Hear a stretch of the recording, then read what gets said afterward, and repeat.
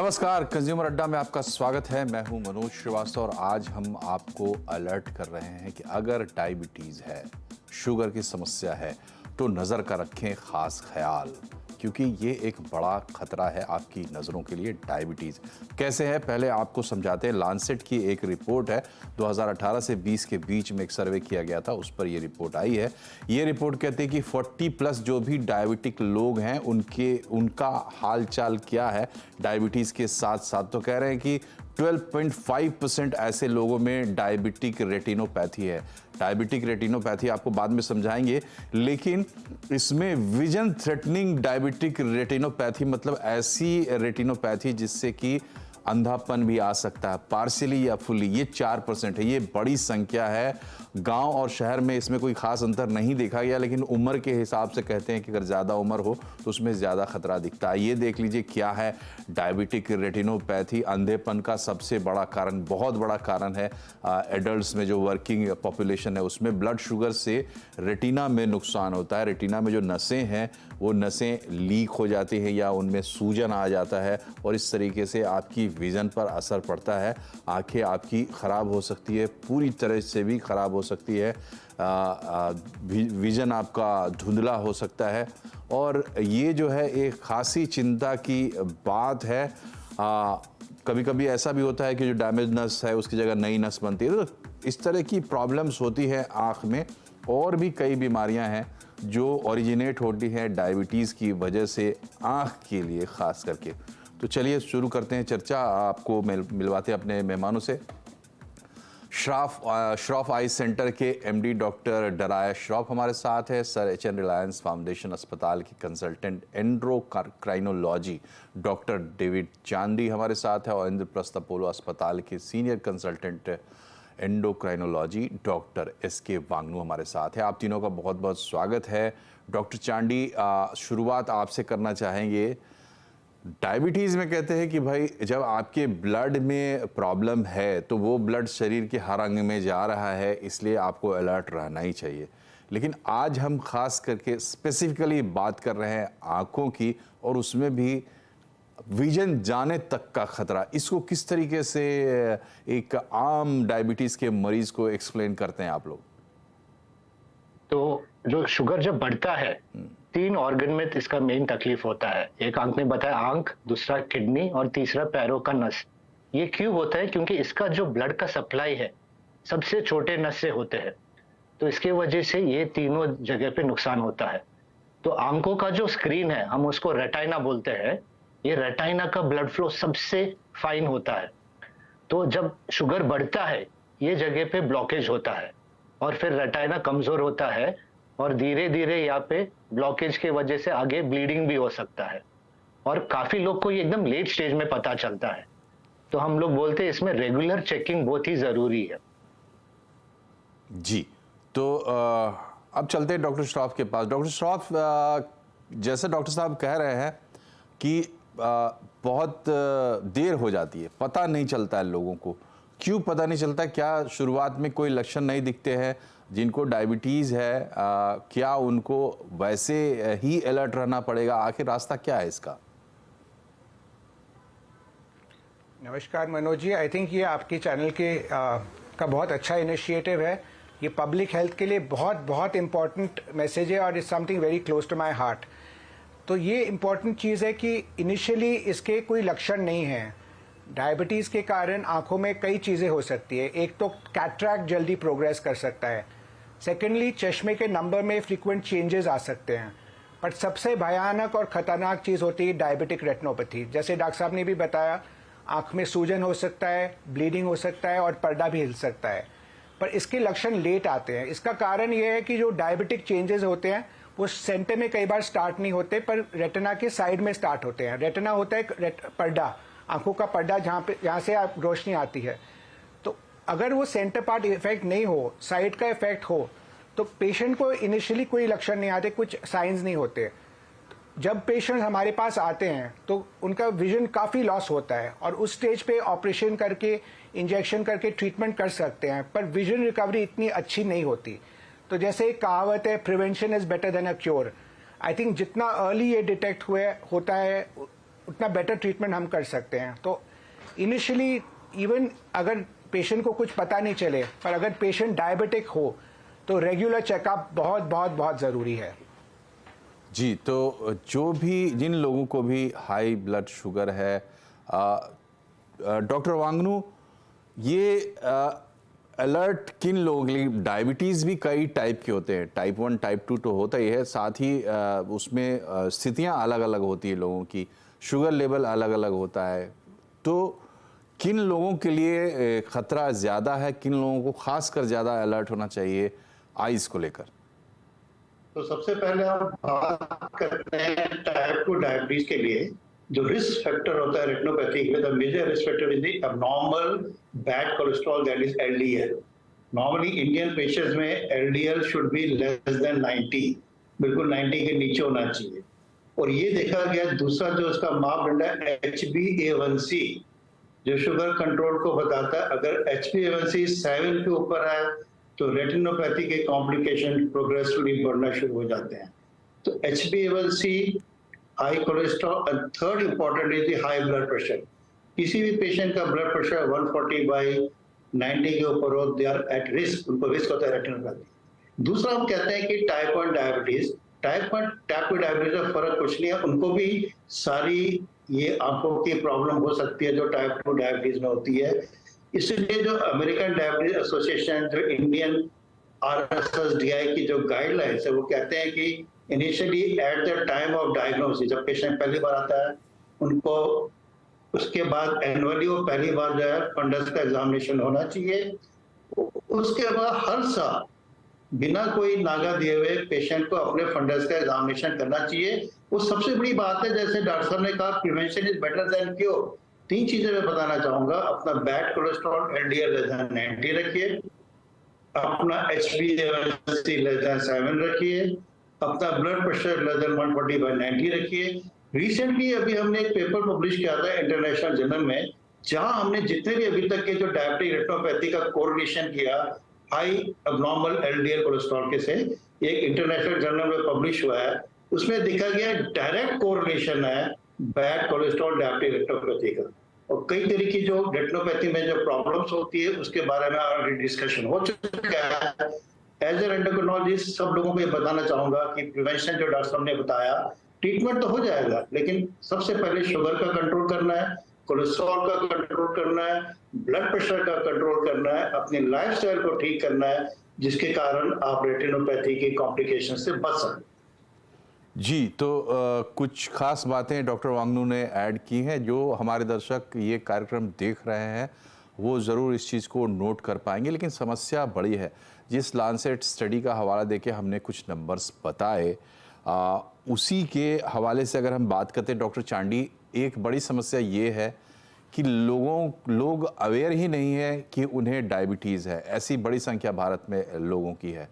दूसरी चीज़ ये है कि अब इसके बाद फिर आपकी सेकंड लेवल ऑफ अवेयरनेस में डायबिटीज़ के जो फॉलोआउट्स हैं वो आपको पता चलने चाहिए। तो सवाल ये है कि पब्लिक लेवल पे किस तरह के इंटरवेंशंस हो, या किस तरीके से हम इसको फाइट आउट कर सकते हैं भारत जैसे बड़े देश में, क्योंकि ये रिपोर्ट कहती है कि लगभग 30 लाख लोग जो हैं वो, उनकी विजन को खतरा है रेटिनोपैथी से। हाँ सर, बिल्कुल सही बताया आपने। तो ये 3 लेवल पे है। एक, काफी लोगों को पता नहीं है कि उनको डायबिटीज है। ऑलमोस्ट भारत में 10 से 20% लोगों को पता नहीं है कि उनको डायबिटीज है। सेकंड, जो ये प्रॉब्लम है, ये इनफैक्ट डायबिटीज चालू होने के पहले भी थोड़ा ये प्रॉब्लम चालू होता है, आंखों के नस का प्रॉब्लम। तो ये स्टेज को हम बोलते हैं pre diabetes. In fact pre diabetes में 90% को लोगों को पता नहीं है कि उनका शुगर बॉर्डर लाइन है। और थर्ड जो कैटेगरी है, जिनको पता है कि डायबिटीज है पर वो आंखों में ध्यान नहीं रखते हैं। तो तीनों कैटेगरी का हमें अवेयरनेस बढ़ाना है, कि आपको अवेयरनेस बढ़ाना है डायबिटीज के लोगों में, कि एटलीस्ट वंस अ ईयर जो लोग को रिस्क है डायबिटीज का, उनको शुगर चेक करके देखना है कि उनको डायबिटीज है कि नहीं। काफी आजकल प्राइवेट सेक्टर के कंपनियों में एनुअल हेल्थ चेक कंपलसरी है, तो मोस्ट जगह पे वो लोग एनुअल हेल्थ चेकअप में शुगर एटलीस्ट करते हैं। और जैसे सर ने बताया, 3 महीने का औसत का टेस्ट है HbA1c, तो मेजॉरिटी ऑफ आजकल एनुअल हेल्थ चेकअप्स में ये कंपलसरी हो रहा है। तो धीरे धीरे इसका अवेयरनेस बढ़ेगा। सेकेंड, मीडिया में भी आजकल अवेयरनेस बढ़ रहा है डायबिटीज के बारे में, प्री डायबिटीज के बारे में, और आज आपने ये इंपॉर्टेंट टॉपिक लेके आया है डायबिटीज का कॉम्प्लिकेशन, आंखों में जो डायबिटिक रेटिनोपैथी है, ट्रू मीडिया बढ़ाना है। सेकेंड, डॉक्टर कम्युनिटी में भी ये काफी निग्लेक्टेड है। काफी टाइम डॉक्टर सिर्फ डायबिटीज की दवाई देते हैं और निग्लेक्ट करते हैं डायबिटीज का कॉम्प्लिकेशन, स्पेशली ये आई का कॉम्प्लिकेशन। सो डॉक्टर्स के कम्युनिटी में भी अवेयरनेस और बढ़ना चाहिए कि once a year at least eyes का checkup with a qualified eye doctor के साथ करना चाहिए जी। तो ये 3 लेवल पे इसको टैकल करना जरूरी है जी। और डॉक्टर चांडी, चूंकि आपने बात शुरू की है, इसमें प्री डायबिटिक्स को कैसे डिफाइन कर रहे हैं आप? तो ये एक इम्पोर्टेंट ग्रुप है जो निग्लेक्टेड है। तो प्री डायबिटीज मतलब जो नॉर्मल नहीं है, तो फास्टिंग शुगर किसी का अगर 100 से लेके 126 के बीच में है तो ये प्री डायबिटीज हुआ। पोस्ट मील शुगर किसी का 140 से लेके 200 हुआ तो ये भी प्री डायबिटीज हुआ। और जो 3 महीने का औसत है अगर ये 5.7 और 6.5 के बीच में है तो ये प्री डायबिटीज है। तो जो भी प्रिवेंशन है ये स्टेज में इंपॉर्टेंट है। जो हम डाइट में बात करते हैं, मैदा वाला आइटम अवॉइड करो, खाने में चीनी गुड़ मद अवॉइड करो, सिंपल कार्बोहाइड्रेट्स अवॉइड करो, तेल वाला चीज अवॉइड करो, अल्कोहल अवॉइड करो, एक्सरसाइज ज्यादा करो। This should start at this stage. ये स्टेज में अगर हमने पकड़ लिया तो हम डायबिटीज को भी रिवर्स कर सकते हैं होने से, और डायबिटीज के सभी कॉम्प्लिकेशन, आंखों का कॉम्प्लिकेशन, पैर में जो कॉम्प्लिकेशन है, किडनी फेलियर है, ये significantly at a population level we can reduce it. जी। और प्री डायबिटीज लेवल से ही प्रॉब्लम शुरू हो जाती है, जो डायबिटीज से निकलती हैं वो सारी प्रॉब्लम्स। डॉक्टर श्रॉफ, इसमें पढ़ाई करते हुए मैंने पाया कि भारत में ये भी एक प्रॉब्लम है कि रेटिना स्पेशलिस्ट बहुत ज़्यादा नहीं है। बड़े शहरों में तो शायद हैं, लेकिन छोटी छोटी जगहों में, रूरल एरियाज़ में नहीं है। तो ये भी एक प्रॉब्लम रही होगी। दूसरी बात ये है कि डायबिटीज़ से आंखों की और भी प्रॉब्लम्स अफेक्ट होती हैं, तो वो किस तरीके से होता है?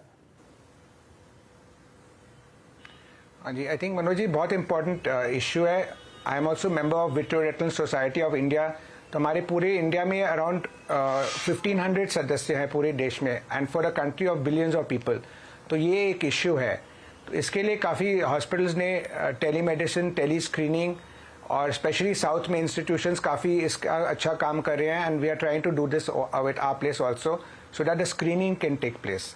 तो ये बहुत ज़रूरी है बिकॉज नंबर ऑफ स्पेशलिस्ट कम है बट नंबर ऑफ पेशेंट्स काफ़ी ज़्यादा हैं।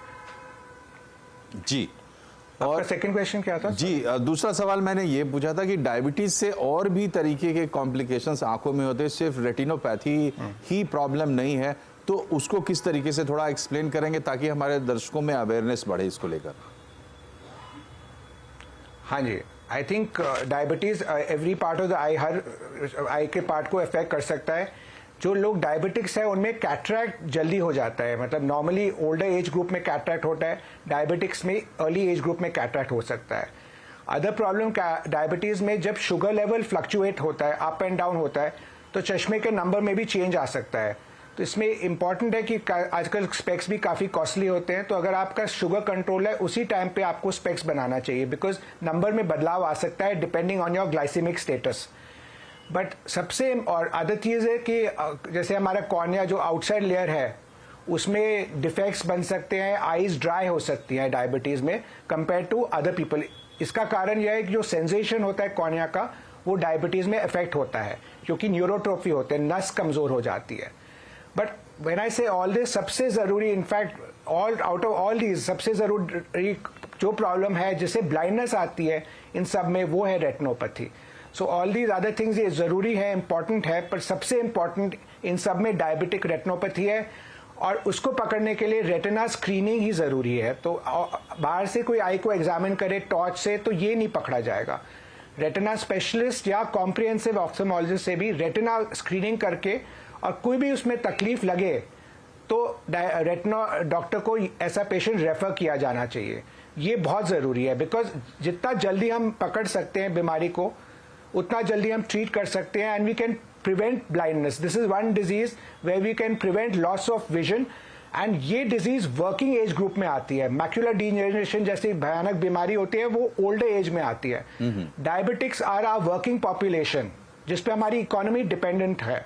तो वर्किंग एज ग्रुप एडल्ट्स में अगर हम ब्लाइंडनेस प्रिवेंट कर सकते हैं तो ये तो सबसे इंपॉर्टेंट मैसेज है आपके प्रोग्राम का। जी डॉक्टर साहब, लेकिन आप कह रहे हैं कि ब्लाइंडनेस प्रिवेंट कर सकते हैं, ये तो अच्छी बात है, लेकिन इसमें एक बात ये भी आती है, वो माइथ है, रियलिटी है, उसको थोड़ा स्पष्ट करें। आपकी कई सारी चीजें जो आंख में डायबिटीज से पैदा होती हैं वो इरिवर्सिबल हैं।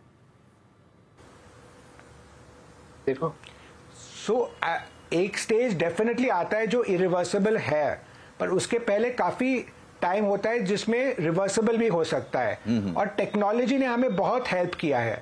बिफोर 2006 जो स्वेलिंग होती थी रेटिना में, उसके लिए केवल हम लेजर का सेक कर सकते थे, उसमें विजन गेन बहुत ज्यादा नहीं होता था। पर 2006 के बाद एक नई टेक्नोलॉजी आई है, इंट्राविट्रल इंजेक्शन। तो इसमें एक पदार्थ होता है जिसमें दोनों चीज रिवर्स हो सकती है। एक है डायबिटिक मैक्यूलर एडीमा, मतलब पर्दे में रेटिना में सूजन, पानी आना। Second is proliferative diabetic retinopathy, जो डॉक्टर साहब भी पहले बता रहे थे फर्स्ट इंस्टेंस में कि नए ब्लड वेसल बनते हैं जिसमें से लहू या खून आ सकता है। तो वो भी ब्लड वेसल रिवर्स हो सकते हैं इस पदार्थ से। इसका ये डाउन साइड है कि it can only be administered by retina specialist and उसका कांस्टेंट मॉनिटरिंग जरूरी है। बट अगर करेक्ट स्टेज पे पकड़ा जाए तो ये रिवर्स हो सकता है विद दिस न्यू टेक्नोलॉजी। जी, तो ये एक बहुत ही अच्छी बात है। ये सेगमेंट ख़त्म करने के लिए यहाँ पे हम एक छोटे से ब्रेक के लिए रुक रहे हैं। ब्रेक के बाद हम वापस आएंगे तो उन लोगों के लिए बात को आगे बढ़ाएंगे जो वाकई इस प्रॉब्लम में फंस चुके हैं। डायबिटीज़ की वजह से उनकी विज़न के प्रॉब्लम शुरू हो गए, तो वो कैसे इन तमाम चीज़ों को मैनेज करें, इस पर बात करेंगे छोटे से ब्रेक के बाद। बने रहिए हमारे साथ। ब्रेक के बाद एक बार फिर से आपका स्वागत है कंज्यूमर अड्डा में। आज हम बात कर रहे हैं डायबिटीज़ का आंखों पर होने वाले असर की, और हमारे साथ 3 बड़े डॉक्टर्स हैं। डॉक्टर वांगनू, बात को आगे बढ़ाएं हम इस तरीके से कि पता कैसे चलता है लोगों को कि उनकी आंखों पर वार हो गया है, और फिर कोर्स ऑफ एक्शन क्या होना चाहिए? तो सबसे पहली बात मैं बताना चाहूँगा कि जितने भी टर्शरी केयर हॉस्पिटल है, जैसे अपोलो हॉस्पिटल है, हमारा पेशेंट जब भी पहली बार आता है तो ये एंडोक्राइनोलॉजिस्ट की एक ड्यूटी होती है कि आई स्क्रीनिंग के लिए हमने क्या किया है कि सिंपल, एक तो खुद भी डॉक्टर ट्रेन होने चाहिए, हमारे ट्रेनिंग होती है कि फंडस कैसे देखा जाए। अल्टीमेटली तो आई स्पेशलिस्ट देखते हैं, लेकिन इनिशियल बेसिक जो हमारा एग्जामिनेशन है वो लोग हम खुद करते हैं। और हमारे पास एक पोर्टेबल फंडस कैमरा है जिसके हम पोर्टेबल फंडस कैमरा जब फोटो लेकर हर एक पेशेंट का खींचते हैं, जिससे पता चलता है कि इनिशियली कोई चीज मिस ना हो जाए। अगर उसमें कुछ चीज पता चलता है उसके बाद जो है उसको फर्दर आई स्पेशलिस्ट को रेफर कर देते हैं। कहने का मतलब ये है कि first visit is the most important visit. उस विजिट में अगर आपने मिस कर दिया तो पेशेंट फॉलोअप में 3 महीने बाद आएगा, 6 महीने बाद आएगा, तब तक हो सकता। नंबर 2, अगर पेशेंट के पास रिपोर्ट है कि थोड़ा किडनी पे इफेक्ट आना शुरू हो गया है, तो ये समझिए किडनी और रेटिना आपस में साथ साथ चलते हैं। किडनी में इफेक्ट आता है तो रेटिना में भी इफेक्ट आना शुरू होता है। अगर रेटिना में इफेक्ट आ गया तो आपको किडनी के फंक्शन भी कराने हैं। ये एंडोक्राइनोलॉजिस्ट के बहुत इंपॉर्टेंट चीज है कि किडनी फंक्शन टेस्ट और retina function test should be carried simultaneously. तो initial basic screening diabetic clinic में होना जरूरी है, जिससे इससे पहले कि नेक्स्ट स्टेप में वो स्पेशलिस्ट के पास जाए। तो initial pickup is very important, क्योंकि at the time of diagnosis हमने देखा है कईयों को रेटिनोपैथी डेवलप होती है तो पता नहीं कि उनको डायबिटीज, जब पता चलता था रेटिनोपैथी ऑलरेडी डेवलप हो चुकी है। इसको कहते हैं complication eight the time of diagnosis of diabetes. ये भी हमारे इंडिया में काफी संख्या में है, इसलिए इसमें डायबिटोलॉजिस्ट एंडोक्राइनोलॉजिस्ट का बहुत अहम रोल है। जी, तो इसमें डायबिटोलॉजिस्ट का बहुत बड़ा रोल है, क्योंकि पेशेंट उनकी निगरानी में होता है। लेकिन सवाल यह है कि पेशेंट के लिए अलर्ट पॉइंट्स क्या हैं डॉक्टर चांडी? तो 2-3 चीज अलर्ट पॉइंट्स है। एक तो हमें रूटीनली हर साल में एक बार आंखों का जांच आई डॉक्टर के साथ करना ही है। सेकंड, जैसा वांगनू सर ने बताया कि अगर किडनी का रिपोर्ट थोड़ा भी गड़बड़ हुआ तो वो एक वार्निंग साइन है कि आंखों का भी तकलीफ हो सकता है। थर्ड, हम लोग एक इंपॉर्टेंट फीचर पेशेंट्स को बोलते हैं फ्लोटर्स, मतलब आंखों के सामने कोई चीज फ्लोटिंग जैसा अगर हो रहा है तो वो एक लक्षण है कि डायबिटीज की वजह से आंखों के पर्दे में नुकसान हो रहा है। और अगर और निग्लेक्ट किया तो फिर आंखों में ब्लरिंग होता है, विजन एकदम क्लियर नहीं रहता जी। तो ये सब होने के पहले हमेशा हम कहते हैं prevention is the most important step, क्योंकि इसका ट्रीटमेंट थोड़ा कॉम्प्लिकेटेड है। So the initial step is always prevention. First time is the most important time, वहां पे आंखों का चेक होना है। उसके बाद साल में एक बार आंखों का चेक किया जी। तो ये अर्ली स्टेज में पकड़ सकता है। एंड पेशेंट को ये याद रखना, हमेशा शुगर पे निगरानी रखे। अगर शुगर और बीपी रेगुलरली चेक करते रहे हर महीने में और उसको विद इन टारगेट रखे तो ये तकलीफ नहीं होगा। ठीक है डॉक्टर श्रॉफ, आपसे आखिरी सवाल, कार्यक्रम में बहुत थोड़ा सा समय बचा हुआ है। लोग कहते हैं कि जैसे मतलब कोई भी बीमारी होती है तो कहते हैं कि इसका इलाज का भी एक लेवल है। हमारा कार्यक्रम जो देश के कोने कोने में लोग देखते हैं, जब आंखों की प्रॉब्लम हो, डायबिटीज से रिलेटेड है, हमारे एंडोक्राइनोलॉजिस्ट ने या हमारे फिजिशियन जो भी ट्रीट कर रहे हैं उसको, उन्होंने ये इशारा दे दिया, बता दिया कि भाई आंख में प्रॉब्लम हो रही डायबिटीज के चलते, इलाज के लिए कहाँ जाना चाहिए, किसको खोजना चाहिए, मतलब वो कौन सी जगह है, क्या रेटिना स्पेशलिस्ट के पास जाना चाहिए, किसके पास जाना चाहिए?